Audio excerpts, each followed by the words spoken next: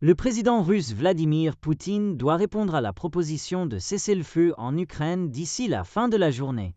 Selon le porte-parole du gouvernement allemand, Stefan Cornelius, l'heure tourne pour la Russie. Et si Moscou n'accepte pas la demande, les préparatifs pour de nouvelles sanctions commenceront. Si la Russie n'accepte pas le cessez-le-feu avant la fin de la journée, les Européens commenceront à préparer des sanctions, a déclaré Cornelius, écrit The Guardian, rapporte BuzzPlus.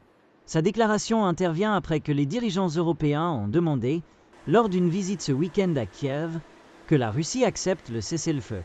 Actuellement, Washington propose un cessez-le-feu de 30 jours sur la ligne de front entre Kiev et Moscou. Pendant ce temps, le président russe Vladimir Poutine présente des contre-demandes, l'arrêt de la mobilisation en Ukraine et l'arrêt des livraisons d'armes par les pays occidentaux.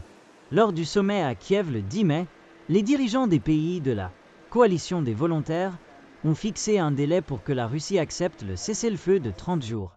Comme il a été dit plus loin, si Moscou refuse, elle fait face à un nouveau paquet de sanctions internationales.